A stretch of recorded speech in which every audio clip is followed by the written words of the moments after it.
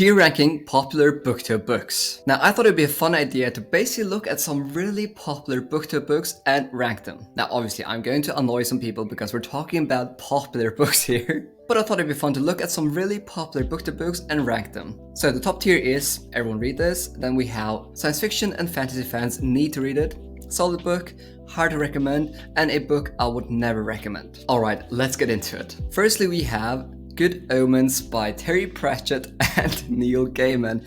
And we're starting strong here because I know already that lots of you are probably gonna dislike this video only because of my ranking of Good Omens, but really, I do understand why people enjoy this book. I mean, it's whimsical, it's absolutely absurd, and apparently it's funny, but I just don't really enjoy funny fantasy books. And this book, I mean, I just wanted to get it over with as soon as possible. I just almost didn't enjoy anything about this book. I really think that if you enjoy the humor in Good Omens, then this will probably be a 5 out of 5 star read for you easily.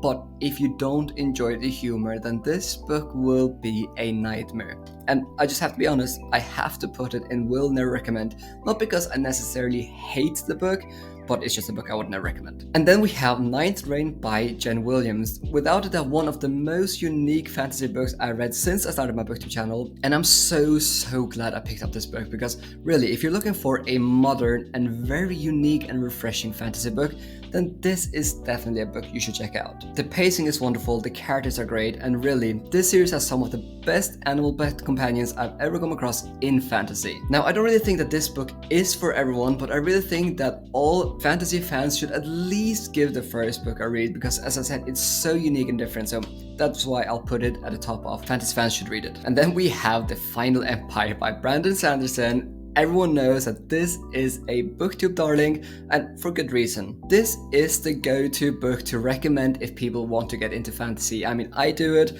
Almost all booktubers, when they do these beginners to fantasy guides, they always include The Final Empire, and that's simply because the writing style is accessible, the pacing is spot on, and also this book allows reader to experience a bit of modern fantasy. This is not your typical Lord of the Rings, farm boy to hero kind of story. No, this feels fresh and unique, and the magic system is some of the best out there. Now, it's been like 3 or 4 years since I read this book, and I remember I absolutely loved it. I gave it 5 out of 5 stars. But since it's been so long, I don't really feel like I can put it to everyone read this, even though this is a personal favorite of mine. But I definitely think that fantasy fans should definitely give The Final Empire a read. So I'll put it at the top of this category. She Who Became the Sun by Shelley Parker Chan. Now, I read this book a couple of years ago, and now the sequel in this duology is finally coming out. And I remember I did enjoy it. I mean, I thought the writing style was really great. The concept and the setting felt very refreshing and unique. But I did have one issue with this book. This was marketed as a fantasy book, and in my opinion, this is much more a historical kind of fantasy. I mean, really, there's almost no fantastical elements in this book at all, but it is a very well written book, and I remember I did enjoy it, but after I finished it, I was just like, where was the fantasy in this book? Why was it marketed so heavily as a fantasy book? Now, book 2 might have more fantastical elements to it, but yeah, I don't really feel I can add it to science fiction and fantasy fans need to read it because the lack of fantastical elements. And I don't really think it's a book that everyone should read because it isn't that good, even though it's a solid book. So yeah, I'll put it to solid book. Unsouled by Will White, book 1 in the Cradle series. And I don't think I'm going wrong here when I say that I think this is the most popular self-published fantasy series out there at all.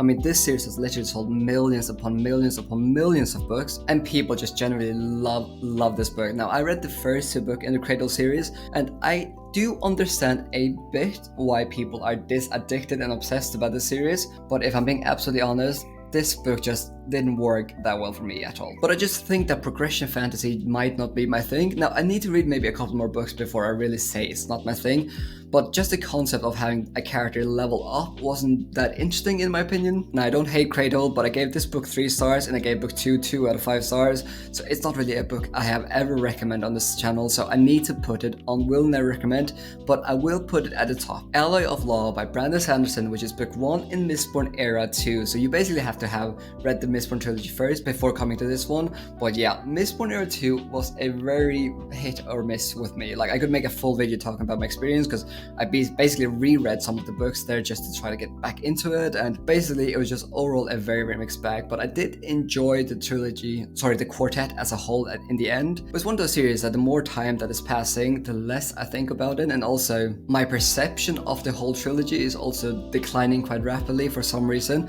I think it was just the humor, the characters, and so on.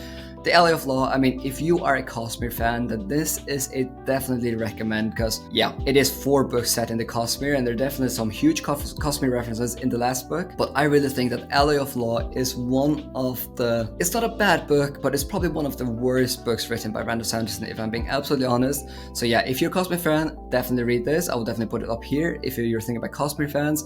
But in my opinion, this is actually a book that is a bit hard to recommend. The Way of Edan by booktuber Philip Chase. Now, I read this book 3 months ago, and this is a classic fantasy done really, really well. And I made a full dedicated spoiler-free review on this channel for it.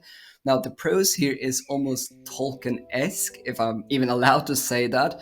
And I thought that this was a really, really solid debut. And you can definitely notice that Philip Chase has put a lot of thought and effort into making this book really, really solid. But I've said this before, but this, at least in my opinion, is very classic fantasy. Now, if you love classic fantasy, then this is a must-read, because I think it's really, really well done. But if you're a person that reads more modern fantasy and you're just a huge fan of that, then this might not be the book for you. Overall, I had a great time with this one, and I'm definitely going to continue the series, so I think I'll put it in the solid book category. The Justice of Kings by Richard Swan, one of my favorite ongoing series. I mean, this is the definition of an author bringing something new to the fantasy genre. And if you love books that are focusing on political scheming and dialogue and maybe do not have that much action, but where the tension is really in how the characters talk to each other, and also a book that is filled with themes such as law and morality and how to build up a good society and corruption of human nature. I mean, I have enjoyed this so much, and book 2, The Tyranny of Faith, was in my opinion just as good or potentially even better just because of that last act of book 2. So yeah,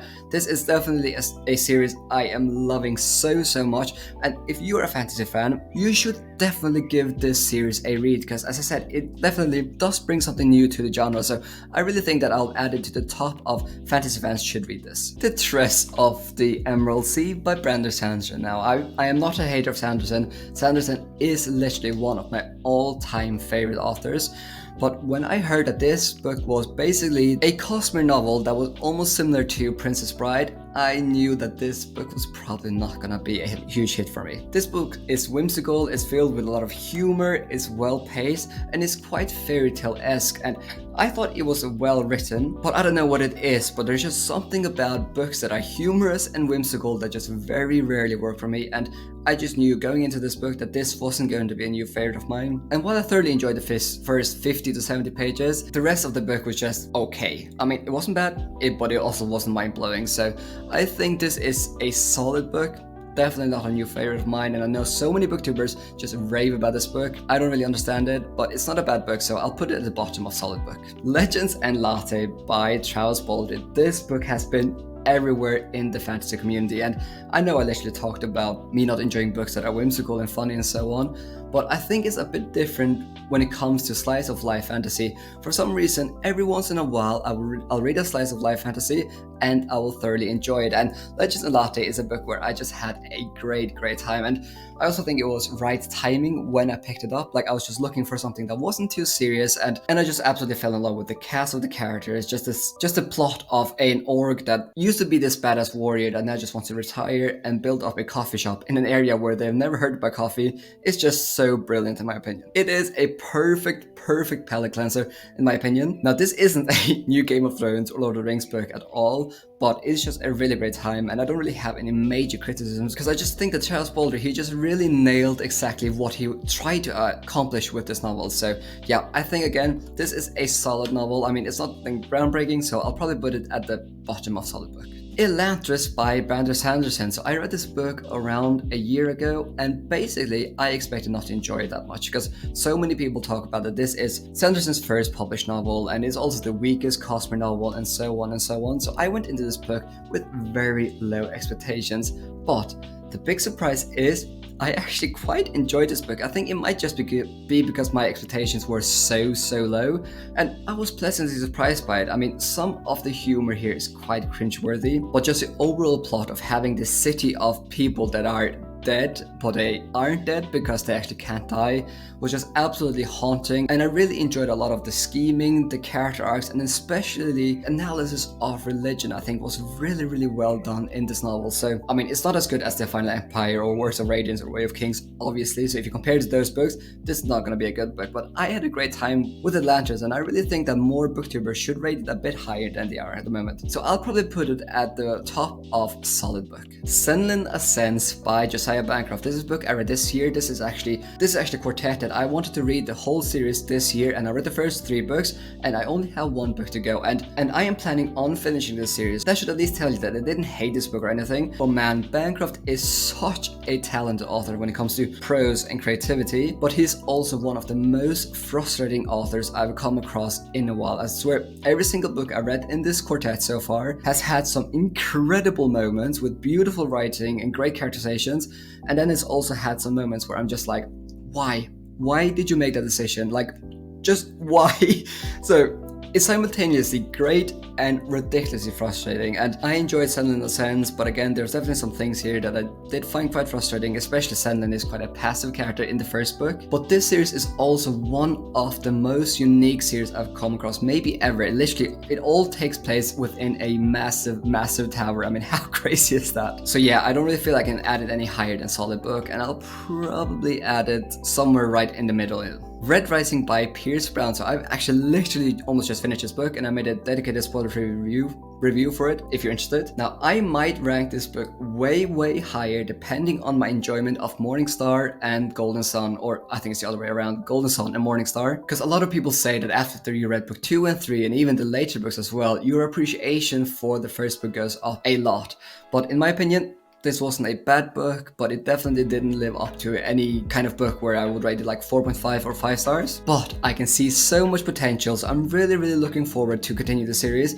But for now, I just simply cannot rate it higher than solid book. I just think the overall plot structure, where you're basically being promised so much in the beginning, and then you're basically being served a Battle Royale / Hunger Games novel. I mean, my personal opinion, it didn't work out well, but I think book 2 and 3 will be a smash hit. But for now, I have to put it at the bottom of solid book. The Gunslinger by Stephen King. The Dark Tower is without a doubt one of my all-time, if not my all-time favorite series.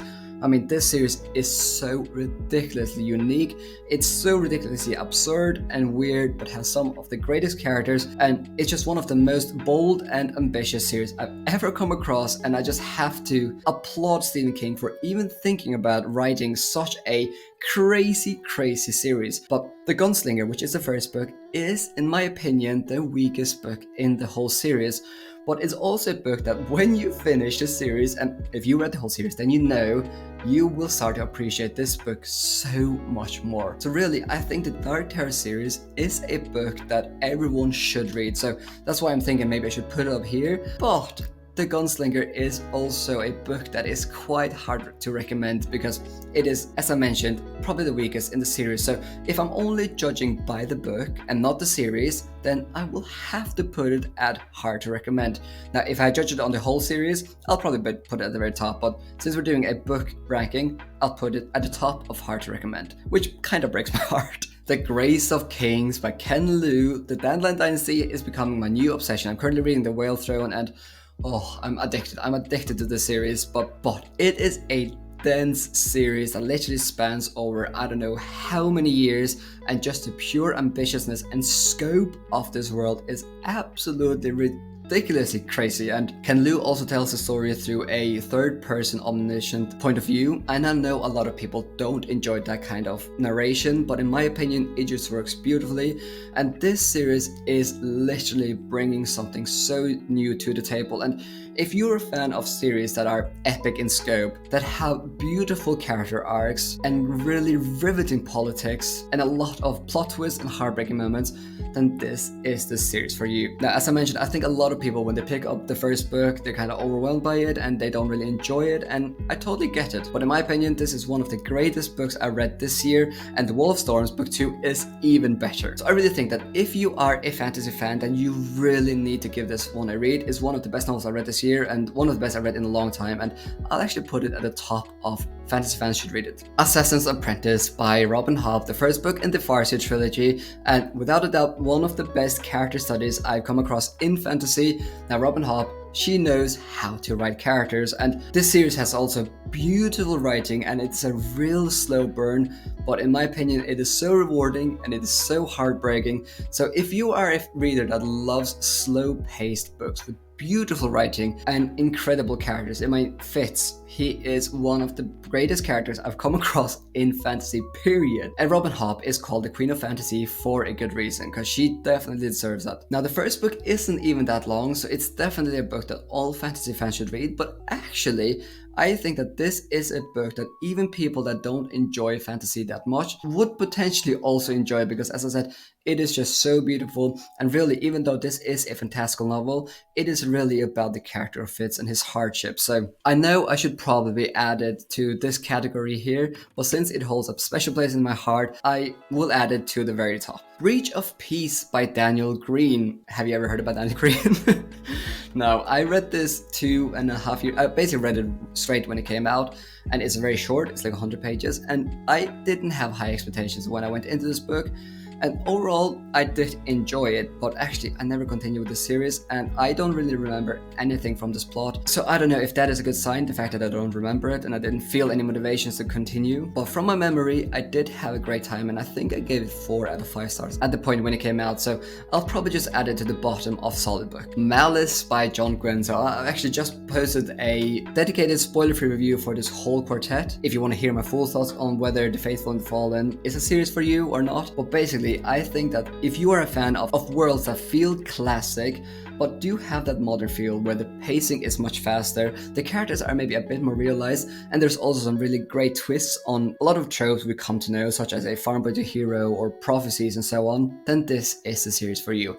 Now, Malice is arguably the weakest book in this whole series. I think especially maybe the first 50% of this book can be for some a bit much. I mean, there's a lot of exposition in the first 200-250 pages, but after you cross the midway point, the ball really starts to roll, and I think most of you will just become absolutely addicted. If I'm only again just judging by the book and not the whole series, then I really think that it should either go to on top of solid book or the bottom of fantasy fans need to read it. I think since I enjoyed Malice and the investment is worth it, I think I'll probably put it at the bottom of fantasy fans need to read it. And then we only have one more book to go, which is It by Stephen King, one of my favorite standalones. And if you enjoy horror, if you enjoy Stephen King, if you enjoy beautiful coming of age kind of stories, then this book is for you. Now, I know everyone's going to talk about that one scene at the very end of the book, and I still don't know why Stephen King wrote that in. And this book is one of those books where, you know, 1100 pages of it is just so beautiful, but then you have like 5 pages that are just like, why? That it almost ruins the whole book. But I just have to admit that 99% of my time reading this book, I enjoyed it immensely, and I just loved it.